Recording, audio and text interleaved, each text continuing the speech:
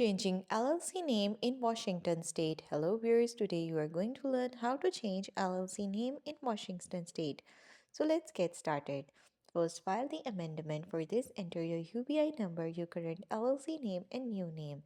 Then pay the $30 filing fee or $5.50 extra for expedited processing. Now update internal documents. For this, revise your operating agreement, contracts, invoices, and any document listing the old NNC name.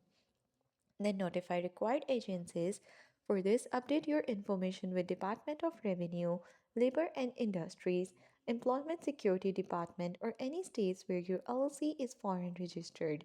Now inform banks, vendors, and partners. Share your new LLC name with banks, vendors, and business partners.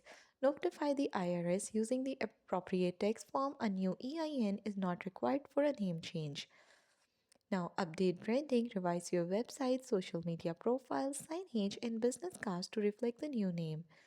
Bring the state approved abandonment or certificate when updating accounts or merchant services.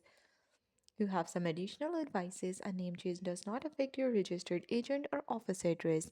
Online filings are the faster. Mail filings may take several weeks unless expedited. And that's all. That's how you will be able to change your LLC name in Washington State.